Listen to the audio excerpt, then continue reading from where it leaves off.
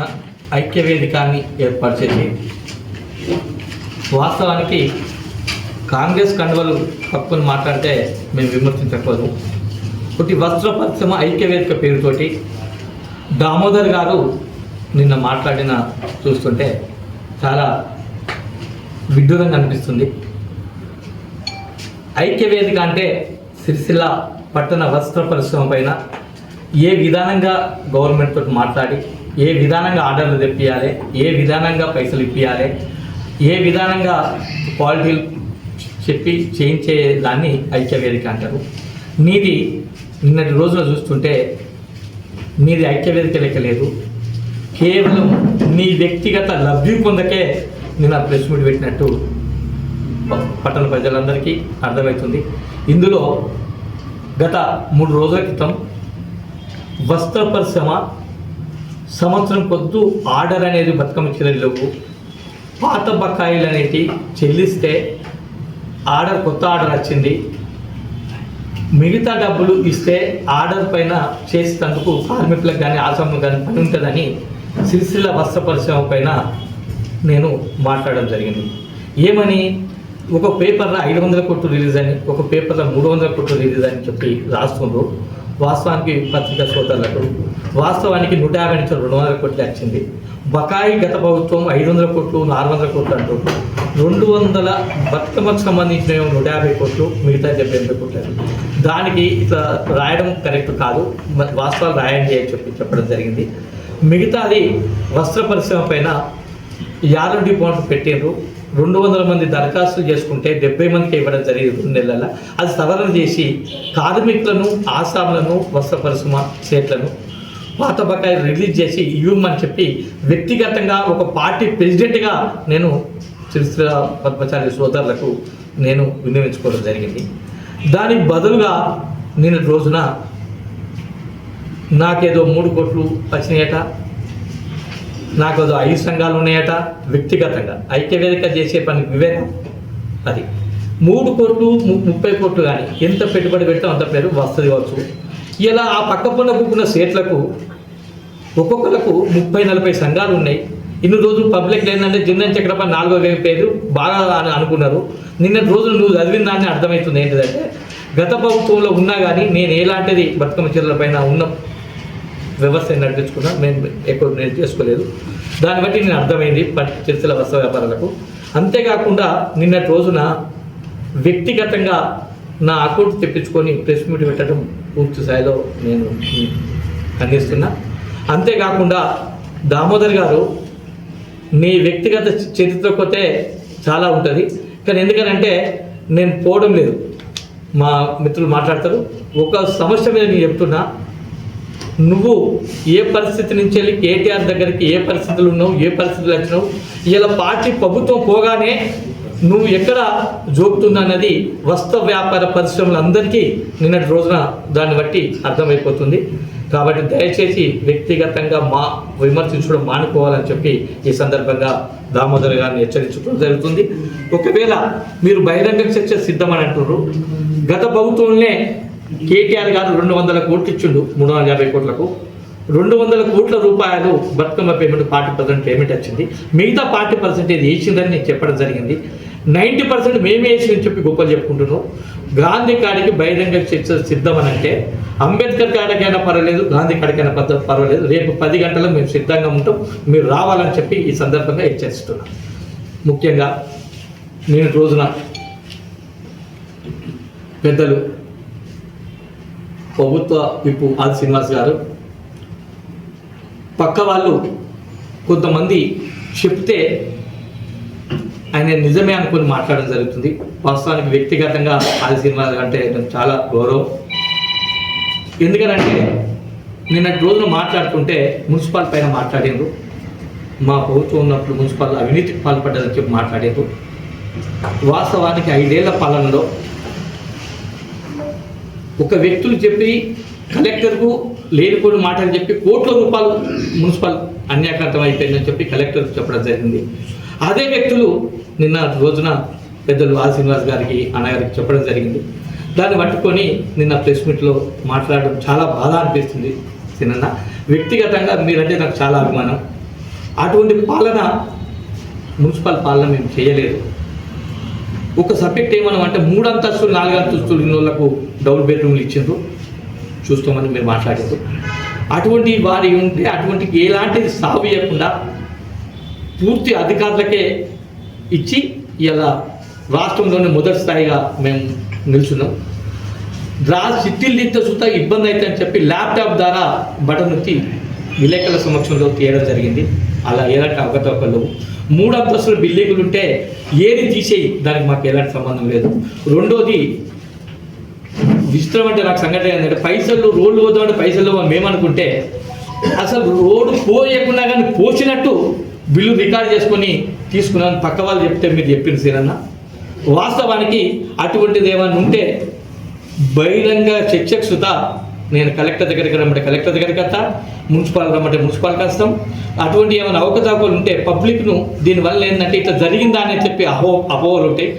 దయచేసి పెద్దలు మీరు ఇటువంటి పక్క వాళ్ళు చెప్తే విని మాట్లాడద్దని చెప్పి మీకు విన్నపం చేస్తున్నాం. మరి నిన్నటికి నిన్న వస్త్రపరిశ్రమ వ్యాపారి మాట్లాడుతున్నాడు దామోదర్ గారు. మరి వారు ఏం తెలుసుకుని మాట్లాడుతున్నారో నాకు అర్థమైతే లేదు. మరి అధికారంలో ఉంటే ఓ లెక్క, అధికారం లేకపోతే ఒక లెక్క అన్నట్టు మరి గత ప్రభుత్వంలో 10 సంవత్సరాలు ఆ బతుకమ్మ చీరల ద్వారా లబ్ధి పొంది ఈరోజు ఒక పనికిరాని యూనిట్, ప్రాసెసింగ్ యూనిట్ ద్వారా మరి వేల కోట్లు ఆర్డర్లు, లక్షల కోట్ల ఆర్డర్లు తీసుకొని ఈరోజు లబ్ధి పొంది ఈరోజు పనికిరాని వస్తువు యూనిట్ పెట్టుకొని ఈరోజు మరి కేటీఆర్ గారు అప్పటి మాజీ మంత్రి దగ్గరికి పోయి మరి ఆయన దగ్గర పోయి బోర్లు దండాలు పెట్టి కాలు మొక్కి మరి తెచ్చుకున్నటువంటి మరి దామోదర్ గారు ఈరోజు మరి అధికారం మారంగానే, పార్టీ మారంగానే ఈరోజు తలకే ఖరాబైందా అని చెప్పి మాట్లాడుతున్నా. తలకే లేని మాటలు మాట్లాడడం ఇది నీకు తగదు దామోదర్ గారు.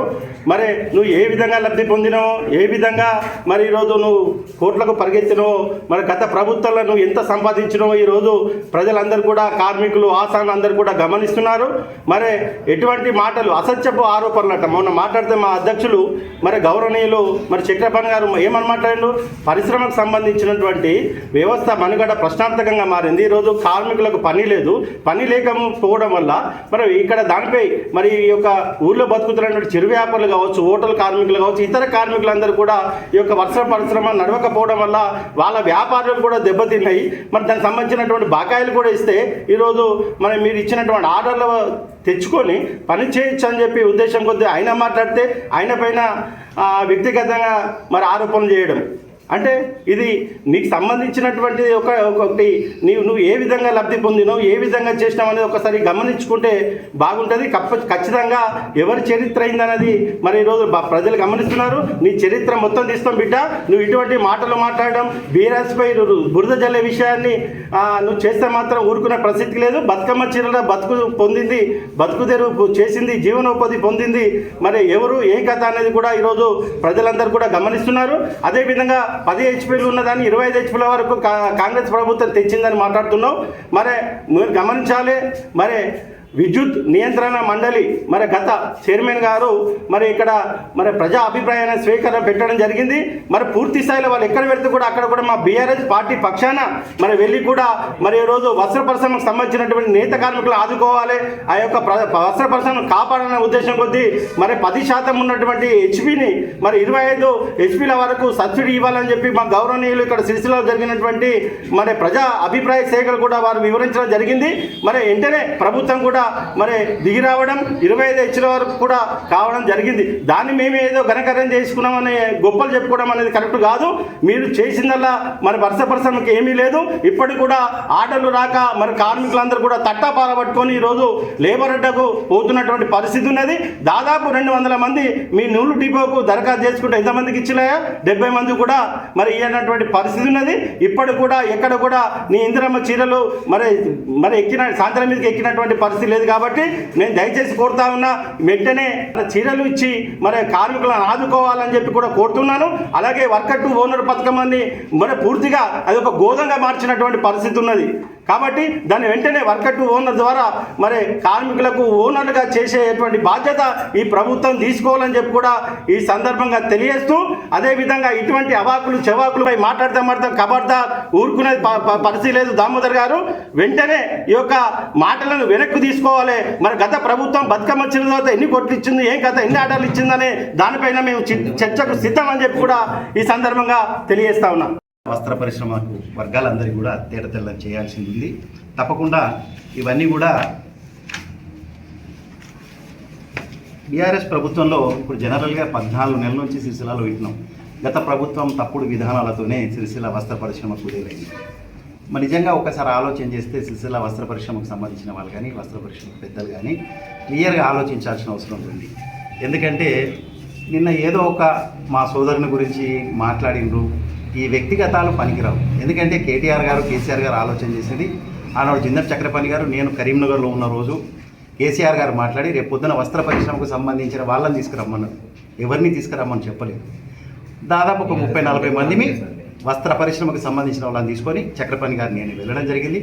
ఆనాడు సీఎం హోదాలో ప్రగతి భవన్లో మధ్యాహ్నం భోజనం చేసిన పిదప మమ్మల్ని అడిగిన ప్రశ్న ఏంటంటే, సిరిసిల్లలో ఆత్మహత్యలు జరుగుతున్నాయి, మరి ఇవి మాపాలంటే ఏం చేస్తున్నారు, మీ వారికి నెలవారీగా ఎంత వేతనం వస్తుందంటే మేము చెప్పినాం దాదాపు 5-6 వేలు వస్తుంది సార్. మరి తప్పకుండా 5-6 వేలలో వాళ్ళు ఎలా జీవించగలుగుతారు, మరి వాళ్ళకి ఆత్మహత్య తప్ప ఏం మార్గం ఉంటుంది అని. మరి ఎట్లా సార్ అంటే 15,000 వేతనం వస్తే వాళ్ళు దర్జాగా బతకగలుగుతారని పెద్దలు కేసీఆర్ గారు కేటీఆర్ గారు చెప్పారు. నిజంగా వస్త్ర పరిశ్రమలో పుట్టి పెరిగినాం. సిరిసిల్లలో పద్మశాలీలు దాదాపు మంది వస్త్ర పరిశ్రమలో పుట్టి పెరిగినాం. ఈ పోగతుకుడు పోగు గురించి ఒకరికొకరు నిందించుకోవడం కాదు, అందరం ఇందులోకి వెళ్ళి వచ్చిన వాళ్ళమే. మరి ఆ 15,000 ఎలా రావాలంటే సార్ ఒక బతుకమ్మ చీర అని ఒక ఆలోచన బతుకు తెరువు ఇస్తుందని చెప్పి ఆలోచించు. దీనికి నిన్న మాట్లాడిన పెద్దలు ఎందరూ సాక్షిభూతంగా ఉన్నారో వాళ్ళే గుండె మీద చేసుకొని ఆత్మవిమర్శ చేసుకోవాలని కోరుతున్నాను. ఎందుకంటే వస్త్ర పరిశ్రమ బాగుంటే అందరూ బాగుంటారు. ఈ వస్త్ర పరిశ్రమలో ఏదైతే వృద్ధి చెందుతుందో అన్ని వర్గాలకు పొద్దున్నైతే కిరాణా సామాన్ కానీ టిఫిన్ కానీ స్కూల్ కానీ మన పిల్లలకు మంచి విద్యా బుద్ధులు నేర్పించే విధంగా ఉంటుందని పెద్దలు ఆలోచించరు. ఆనాడు మనమందరం కూడా వస్త్ర పరిశ్రమ పక్షాన ప్రాతినిధ్యం వహించి ఈ కార్యక్రమంలో పాల్గొన్నాం. మరి అలా పార్టీలుగా విడిపోదామా, మన బతుకు తెరువు బాగు చేసుకుందామా, ఈ పెద్దలే ఒకసారి ఆలోచించాలని చెప్పేసి నేను తెలియజేస్తున్నా. నిన్న మరి మా సోదరుడు ఒకరికి పేమెంట్ వచ్చింది అని మాట్లాడుతుంది. ఆ పేమెంట్ గురించి మాట్లాడేటప్పుడు కొన్ని వాస్తవాలంటే కఠోరమైన వాస్తవాలకి వెళ్దామనేది నా అభిప్రాయం. ఎందుకంటే పత్రికా సోదరులకు కూడా నేను ఒక కాపీ ఇస్తున్నాను అందరికీ. ఏ సంవత్సరం బతుకమ్మ చీరలు ఎంతెంత అమౌంట్ ఇవ్వడం జరిగింది అనేది ఈ విధంగా 2014-15లో 50 కోట్లు, 2015-16లో 46 కోట్లు, ఈ విధంగా లాస్ట్ 23-24 బతుకమ్మకు 526 కోట్లు, వెరసి 3312 కోట్లు Bathukamma as well as RVM కలిపి 3312 కోట్లు ఇవ్వడం జరిగింది. ఇదంతా ఎవరిని ఉద్దేశించి ఇచ్చింది? వస్త్ర పరిశ్రమలో ఉన్న వాళ్ళందరి కొరకు బాగు సిరిసిల్లాల నేతలు పెద్దలు కేసీఆర్ గారు ఊకే గుర్తు చేస్తుంటారు. అప్పుడెప్పుడో జగిత్యాల నుంచి వెళ్ళేటప్పుడు సిరిసిల్లలో ఆత్మహత్యలు శరణ్యం కాదు అనే ఒక మాట నాకు కన్నీరు తెప్పించింది. ఇది మాపాలని చెప్పి చేసింది. ఇది ఒక ముచ్చట. ఇదైతే 270 కోట్లు ఎగ్గొట్టిపోయిందని ఒక మాట బాగా వింటున్నాం. సార్ పెద్దలందరూ వినండి, ఎగ్గొట్టిపోయింది ఎవరు కాదు, ప్రభుత్వం అనేది ఒక నిరంతర సంస్థ. వ్యక్తులు మారవచ్చు, వ్యవస్థ అదే ఉంటుంది, వాళ్ళే అధికారులు ఉంటారు. ఏ విధంగానైతే బతుకమ్మ చీరలు పంచి డబ్బులు కట్టలేదన్నారు. పెద్దలందరికీ ఒకటే మనవి చేస్తున్నాను. ఈ విధంగా సిరిసిల్లాలో తయారైన వస్త్ర పరిశ్రమలో తయారైన బట్టలు ఆర్వీఎం కావచ్చు, బతుకమ్మ చీరలు కావచ్చు, రంజాన్ కావచ్చు, ఈ విధంగా ప్రతిదీ ఒక్కొక్క డిపార్ట్మెంట్ ద్వారా ప్రజలకు చేరువవుతుంది. ఆయా డిపార్ట్మెంట్కు సంబంధించినటువంటి టోకెన్లు రిలీజ్ అవుతాయి. ఆయా టోకెన్లు ప్రభుత్వం రిలీజ్ చేయాలి. ప్రభుత్వం అంటే ఏంది? వివిధ శాఖలు కలిపితేనే ప్రభుత్వం. ఆ రకంగా రంజాన్ కిట్ పంపుతాం, మైనారిటీ ఫైనాన్స్ డెవలప్మెంట్ కార్పొరేషన్ ఇస్తుంది. అదేవిధంగా క్రిస్మస్ కిట్ మైనారిటీలనే వస్తుంది. బతుకమ్మ చీరలు బీసీ వెల్ఫేర్లో వస్తుంది. ఇవన్నీ టోకెన్లు కూడా నేను చైర్మన్గా ఉన్నప్పుడు నాకు తెలిసిన పరిజ్ఞానంతో ఇవన్నీ కూడా నేను తయారు చేసినవి కాదు, ఆనాడు టెస్కో వాళ్ళు తయారు చేసి ఇచ్చినాయి. ఇవన్నీ కూడా పత్రికా విలేకరులకు ఈ విధంగా ఇస్తున్నాను నేను. ఇన్ని చేసిన వాళ్ళను ఎగ్గొట్టిపోయిందని మేము ఇచ్చినామంటారు. ఎన్ని కోట్లు ఇచ్చారు? ఇస్తే మళ్ళీ ఇవాళటి వరకు మొన్నటికి మొన్న పోచంపల్లికి, ఆనాడు పోచంపల్లికి ఏదైతే 1,60,00,000 మీటర్లు పంపించడమో ఎన్నికల ముందు కేసీఆర్ దగ్గరికి ఇదే పద్ధతులు ఇదే పెద్దలు ఎవరెవరు వచ్చినా నేను పేర్లు ప్రస్తావించదలుచుకోలేదు. వచ్చి కేసీఆర్ను కాళ్ళ వేళ పడి బతిమీలాలితే 40 లక్షల మీటర్లు ఉంది సార్, ఈ భర్త తీసుకోమనండి అని కోరితే సరే అని అన్నాడు కేటీఆర్ గారు. తర్వాత తీస్తే అది 1,60,00,000 మీటర్లకు వెళ్ళింది. ఎవరికి ప్రయోజనాల కొరకు కేటీఆర్ గారు 1,60,00,000 మీటర్లను ప్రొక్యూర్ చేయమని అన్నారు.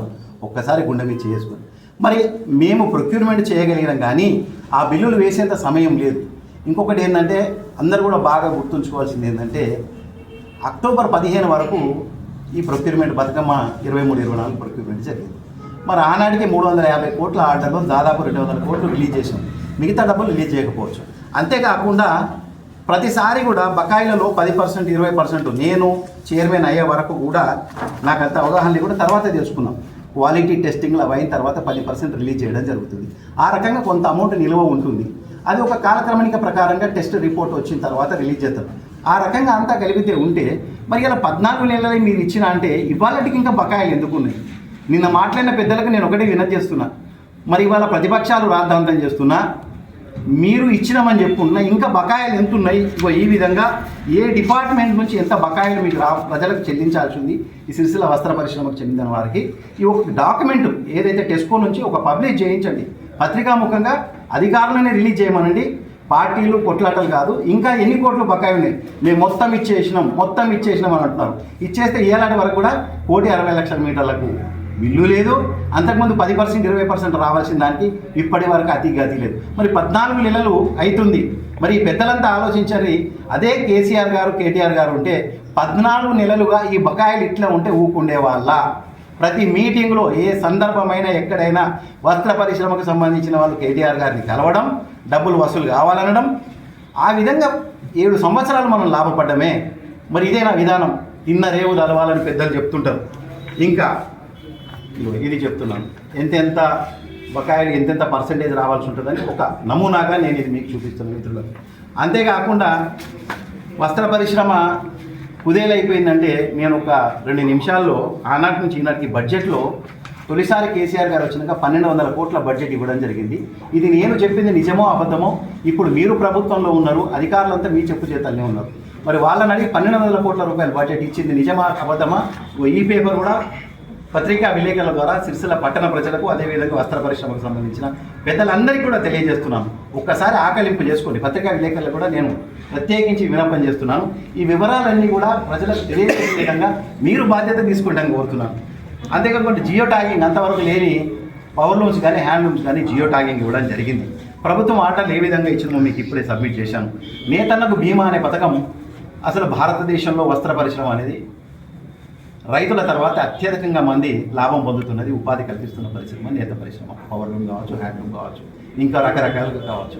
మరి నేతన్నలకు బీమా కల్పించాలని ఎప్పుడైతే రైతన్నలకు బీమా కల్పించిందో అదేవిధంగా నేతన్నలకు బీమా కల్పించాలని ప్రమాదవశాత్తు కానీ సహజ మరణం కానీ చెందినట్లయితే 5 లక్షల బీమా ఇవ్వాలని ఆలోచన చేసింది ఎవరు అని ఒక్కసారి గుండెల మీద చేసుకొని ఆలోచించాలి అందరూ. అప్పటి వరకు ఎల్ఐసికి ఇన్సూరెన్స్ ఇవ్వాలని పెద్దలు కేసీఆర్ గారు, ఎందుకంటే ప్రైవేట్ వాళ్ళకి ఇస్తే ఇది న్యాయబద్ధంగా జరగదు, లబ్ధిదారులకు లాభం జరగదని ఎల్ఐసికి కూడా జరిగింది. మరి అందరూ అర్థం చేసుకోవాలి, ఎల్ఐసికి ఇన్సూరెన్స్ చేస్తే 59 సంవత్సరాల వరకే పాలసీ తీసుకుంటారు, అంటే 60 ఏళ్ళ వరకు. 60 సంవత్సరాల తర్వాత ఎట్లా అని మేమందరం ఈ వేదిక మీద ఉన్న పెద్దలు కానీ పరిశ్రమలు రిప్రజెంట్ చేసిన తర్వాత కార్పొరేషన్ ద్వారా 65 సంవత్సరాల వరకు చనిపోయిన వాళ్ళకు కూడా మనం 5 లక్షలు ఇద్దామని నిర్ణయం తీసుకొని తద్వారా 65 సంవత్సరాల వరకు ఉన్న వాళ్ళు చనిపోయిన వాళ్ళకు కూడా 5 లక్షలు ఇవ్వడం జరిగింది. ఎంతమందికి ఇచ్చిండ్రు జౌలి శాఖ దగ్గర డీటెయిల్స్ ఉన్నాయి, కావాలంటే మీరే చెప్పండి ఎంతమందికి ఈ పథకాన్ని ప్రవేశపెట్టిన తర్వాత లాభపడ్డది ఎంతమంది అనేది. అదేవిధంగా నేతన్నకు చేయూత ఒక అద్భుతమైన పథకం అప్పటి వరకు అమల్లో ఉండి పవర్లూమ్ కార్మికుడు 8% అంటే ₹1 పవర్లూమ్ కార్మికుడు జమ చేస్తే ప్రభుత్వం ₹1 జమ చేసి థ్రిఫ్ట్ ఫండ్ కింద జమ అయ్యింది.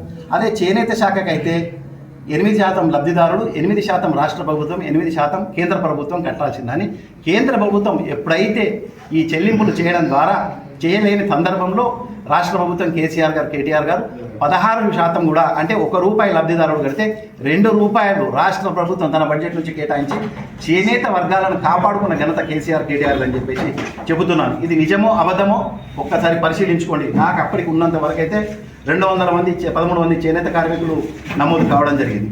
10% నూలు రాయితీ కార్యక్రమం. అసలు కార్మికునికి వేతనం పనిచేసిన తర్వాత ఎక్కడ అదనంగా పేమెంట్ జరగదని వస్త్ర పరిశ్రమ మీద ఉన్న పెద్దలందరికీ కూడా కార్మికుల నుంచి ప్రాతినిధ్యం వహిస్తున్న మా తమ్ముని కానీ తెలుసు. మరి ఆ విధంగా నేత కార్మికులు ఈ 300-400 కోట్ల చేనేత మన బతుకమ్మ చీరలు ఉత్పత్తులు చేసిన సందర్భంలో వారికి 10% నూలు రాయితీ ఇవ్వడం జరిగింది. ఇప్పుడు ఒకటి మిగిలి ఉంది. 23-24 బతుకమ్మ చీరలకు నిన్న సోదరుడు పంతన్ రవి గారు మాట్లాడారు. నాకు ఆశ్చర్యం వేసింది. కార్మికుల పక్షాన ఉండి నువ్వు 23-24 బతుకమ్మ చీరలకు సంబంధించిన నూలు రాయితీ రావాలని కోరుకోవాలి. మరి ఈ ఫోటో ఒక్కసారి చూడండి. 37 కోట్లు రిలీజ్ అయినట్టుగా ఇది ఇక్కడ ఉంది. మరి 37 కోట్లు రిలీజ్ చేసినది మీ ప్రభుత్వం వచ్చినాక చేసిందా? 2018-17 నుంచి కేసీఆర్ గారు కేటీఆర్ గారు ప్రభుత్వంలో ప్రతి ఏటా ఉత్పత్తి చేసిన చీరలు వాటి ద్వారా 10% ఏటా 8 కోట్ల పైచిలుకు 9 కోట్ల పైచిలుకు ఆ విధంగా ఎప్పటికప్పుడు ఇవ్వడం జరిగింది.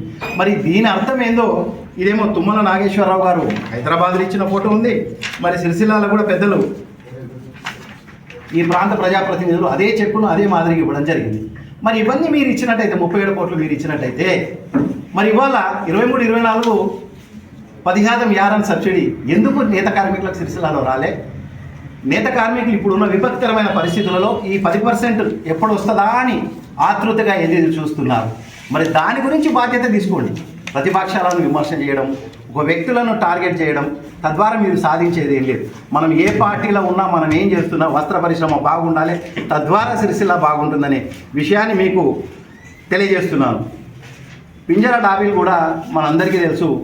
ఎవరైతే వస్త్ర పరిశ్రమలో పవర్లూమ్ను మోడర్నైజ్ చేసుకుంటే దానికి సంబంధించిన పరికరాలు తెచ్చుకుంటే డబ్బులు వినియోగ ఆసామే పెట్టుకోవాల్సి ఉంటుంది. కానీ మనం పింజర డాబీ పెట్టుకుంటే ఆ పైసలు రియంబర్స్మెంట్ చేస్తాను.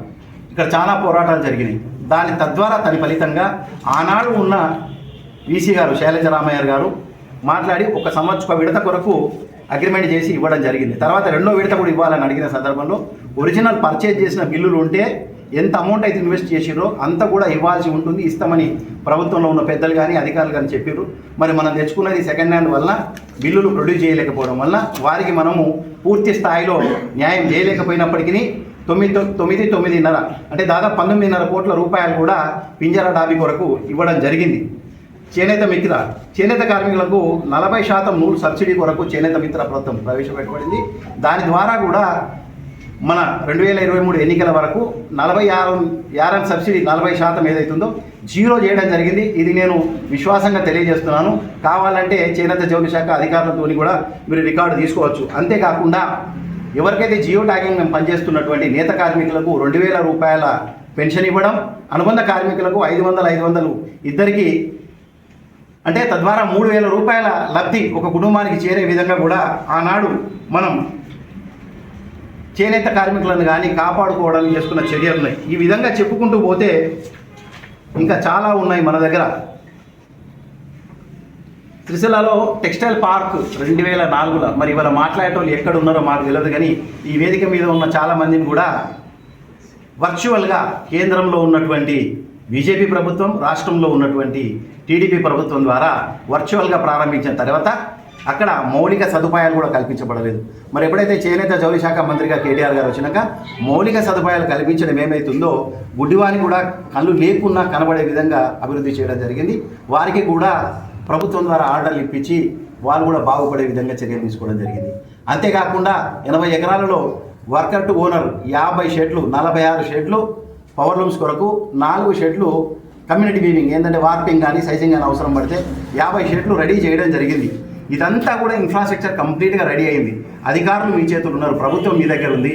మరి లబ్ధిదారులను ఎంపిక చేసి వీలైనంత తొందరగా 1104 మంది లబ్ధిదారులను ఎంపిక చేసినట్టయితే తద్వారా ఒక 1100 కుటుంబాలు ప్రత్యక్షంగా అదేవిధంగా దాని మీద పని పొందే వాళ్లకు పరోక్షంగా కూడా ఇంకొక 2,000 మందికి అంటే దాదాపు 3,000 మందికి ఉపాధి కలుగుతుంది. అంతేకాకుండా ఇప్పటికే గ్రీన్ నీడిల్ సంస్థ ద్వారా సిరిసిల్లాలో అప్పుడు కేటీఆర్ గారు చొరవ తీసుకోవడం వలన గ్రీన్ నీడిల్ సంస్థ ద్వారా అపరెల్ పార్కులో ఒక యూనిట్ ప్రారంభించబడింది. అందులో 500 మందికి ఉద్యోగం దొరికింది. మరి స్పిన్టెక్స్ అని దాని ఎదురుగానే ఉంది. నిన్న కూడా తుమ్మల నాగేశ్వరరావు గారిని ఆ సంస్థ ప్రతినిధులు కలవడం జరిగింది. మరి ప్రభుత్వం ద్వారా వారికి ఇచ్చే ప్రోత్సాహం ఇచ్చినట్టయితే అందులో ఇంటేక్ 2,000 మందికి ఉపాధి కల్పించే అవకాశం ఉంది. మరి ఆ స్పిన్టెక్స్ వాళ్ళని కూడా మీరు వారికి కావాల్సిన సౌకర్యాలు ఇచ్చినట్టయితే ఇప్పుడున్న విపత్కరమైనటువంటి పరిస్థితులలో 2,000 మందికి అంటే 2,000 కుటుంబాలకు ఉపాధి దొరికే అవకాశం ఉంది. కాబట్టి మీరు ఈ చర్య తీసుకుంటే బాగుంటుందని చెప్పేసి, ఇంతేకాకుండా తెలంగాణ ప్రభుత్వం వచ్చే వరకు చేనేత రంగం కునారిల్లిపోయింది. ఈ కునారిల్లిపోయిన చేనేత రంగాన్ని, పవర్లూమ్ రంగాన్ని అభివృద్ధి చెందాలంటే అప్పటికి మన దగ్గర ఉన్నటువంటి సోదరుడు చక్రపాణికి బాగా తెలుసు, చెమటలు గారేటప్పుడు గంటలు గంటలు పీకు అరపీకు పైస కొరకు కూడా కొట్లాడిన రోజులు ఎన్నో ఉన్నాయి. మీ అందరికీ గుర్తుండే ఉంటాయి వేదిక మీద ఉన్న వాళ్ళకి. రమేష్ అన్న, మరి ఈనాడు మనం బతుకమ్మ చీరలు ఆర్డర్ ఇచ్చిన తర్వాత ఎన్నడన్నా పవర్లూములు కానీ మానేయడం, బంద్ పెట్టడం, కార్మికులు యజమానులతో సమ్మె చేయడం ఎక్కడన్నా జరిగిందా? గడిచిన 10 సంవత్సరాలు ఏ విధంగా గడిచిందనే విషయాన్ని కూడా ఒక్కసారి మననం చేసుకోవాలని చెప్పి కోరుతున్నాను. ఏ విధంగానైతే ఇవాళ ప్రభుత్వం వచ్చిన తర్వాత రంజాన్ కిట్టు ఎగ్గొట్టిరు, క్రిస్మస్ గిఫ్ట్ ఎగ్గొట్టిరు, బతుకమ్మ చీరలు ఎగ్గొట్టి మేము 365 రోజులు పని కల్పిస్తామని గట్టిగా చెప్పుకుంటూ మీరు ఇచ్చింది ఎంతనయా అంటే 2,21,00,000 మీటర్లకు ఆర్డర్ ఇచ్చారు. 2,21,00,000లో మీరు అద్భుతమైన ప్రయోగం చేశారు. యారన్ డిపోను మంజూరు చేయించి వేములవాడలో పెట్టారు. అదే వేములవాడలు కాకుండా సిరిసిల్ల పెట్టినట్టయితే హమాలి కార్మికులు కానీ ఇతరత్రా కానీ ఇక్కడ నుండి పనిచేసే వాళ్ళకు కూడా పరోక్షంగా ఉపాధి కలిగేది. మరి ఎన్నో విన్నపాలు జరిగిన తర్వాత కూడా మీరు ఈనాటికి డిపోను సిరిసిల్లకు తేలేదు. యారన్ అవసరం ఉన్న వాళ్ళు, యారన్ డీడీ కట్టేవాళ్ళు ఇక్కడ పరిశ్రమను చూసుకుంటూ వెళ్ళడం రావడం, వేములవాడకు ఖర్చులు తడిసి నోకడైతాయి. కాబట్టి ఇప్పటికైనా ఆలోచించండి, దాని మీద సమీక్షించండి. మీరు ఇచ్చిన ఆర్డర్ ఎంత, మీరు మంజూరు చేసిన 50 కోట్లు ఎంత, ఆ 50 కోట్లకి ఇప్పటికి ఎంత యారన్ మీరు పర్చేజ్ చేసారు పత్రికాముఖంగా ప్రజలకు, వస్త్ర పరిశ్రమకు సంబంధించిన వ్యక్తులకు తెలియపరచాలని చెప్పి నేను డిమాండ్ చేస్తున్నాను. అంతేకాకుండా వరంగల్లో శతరంజి కార్మికులు కూడా 8 సంవత్సరాలుగా వేతనాలు పెంచడం జరగలేదు. నేను చైర్మన్ అయిన తర్వాత పెద్దలు కేసీఆర్ గారికి, కేటీఆర్ గారికి తెలియపరిస్తే వరంగల్ శతరంజి కార్మికులకు 30% వేతనాలు పెంచినాం. మరి ఇదే ఈరోజు వరంగల్ శతరంజి కార్మికులకు పర్చేజ్ కూడా జరగడం లేదు, వారికి పేమెంట్లు కూడా రావడం లేదు. కాబట్టి ఇక్కడనే కాదు, చేనేత పరిశ్రమ బాగుపడాలని అంటే సిద్దిపేటలో గొల్లమామ చీరలని మన పెద్దలు అక్కలను, చెల్లెలను, అమ్మాలను అడిగితే తెలుస్తుంది. గొల్లబామ చీరలను మళ్ళొక్కసారి ప్రజలకు పరిచయం చేసిన ఘనత కేసీఆర్, కేటీఆర్ తప్పుంది. అదేవిధంగా ఆదిలాబాద్లో హిమరు పట్టు చీరలు ఉంటాయి, దాన్ని కూడా మళ్ళీ అక్కడ ఉన్న కళాకారులను ప్రోత్సహించి హిమరు పట్టు చీరలను కూడా మళ్ళీ చేయడం జరిగింది. పీతాంబరం పట్టు చీర అంటేనే మన సంస్కృతిలా, మన దేశంలో నేతలలో ఉన్న ఘనత చీనాంబరాలు నేసిన ఘనత మనదనం. ఆ పీతాంబరాలను కూడా మళ్ళీ నేయించి ప్రజలకు తెలియజేసినాం. తేలియా రుమాలు కూడా ఒక అద్భుతమైన కళలు, చేనేత కళలు ఏవైతే ఉన్నాయో ఆ కార్మికులు ఒక్కసారి ఆ రంగం నుంచి తప్పుకుంటే ఈ కళలు మ్యూజియంలో చూడాలి. ఇప్పటికీ సిరిసిల్లాలు కూడా మీరు గుర్తుపెట్టుకోవచ్చు. చేనేత రంగానికి చాలామంది సిరిసిల్ల ఇవాళకి చేనేత రంగం అంటారు, కానీ చేనేత మొగ్గాలు కూడా మ్యూజియంలో పెట్టే కాడికి వచ్చినాయి. సిరిసిల్లాలు కూడా ఒక మ్యూజియం చేసినట్టయితే చేనేత మొగ్గాలు పెట్టాల్సిన అవసరం ఉంది. ఎందుకంటే ఇప్పుడున్న జనరేషన్కి చేనేత మొగ్గం అంటే తెలియదు. ఆ విధంగా కునారిల్లి పోతున్నా కూడా 4 సొసైటీలు కాబట్టి 211 మంది నేత కార్మికులకు పని ఇస్తుంది. అది ఈనాడు ఇస్తుందా లేదా మీరు ఆలోచించాలి. ఈ విధంగా చెప్పుకుంటూ పోతే ఇలా అర్బన్ బ్యాంకులో కూడా చేనేత కార్మికుల రుణమాఫీ ఉండిండే 3.5 కోట్లు 4 కోట్లు. మరి మా ప్రభుత్వం వచ్చినప్పుడే రుణమాఫీ చేసినాం. చివరిగా నేను చెప్పేది ఏంటంటే ఈ పెద్దలందరికీ కూడా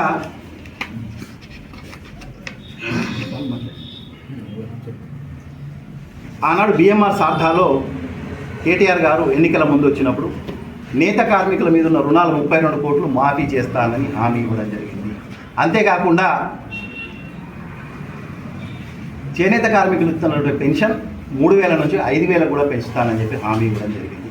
మరి మా ప్రభుత్వం వచ్చి ఉంటే తప్పకుండా ఇవి అమలు చేసి ఉండేవాళ్ళం.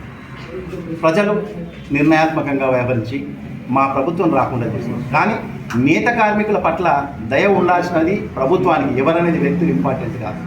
దాన్ని బట్టి ఇవన్నీ చేయాలి. నిన్న మాట్లాడిన పెద్దలు దామోదర్ గారు కానీ, పంతన్ రవి గారు కానీ ఒక్కసారి పరిశ్రమ పట్ల ఆలోచించండి. వ్యక్తుల గురించి మీరు మాట్లాడదలుచుకుంటే ఒక్క సోదరుడు ఎన్ని సంఘాలు మీరు మాట్లాడారు. మరి నేను మాజీ చైర్మన్గా చేసిన, నన్ను తీయమంటారా చెప్పుర్రి, మొత్తం తీస్తా. ఏమేం కావాలో నా దగ్గర ఉన్నాయి.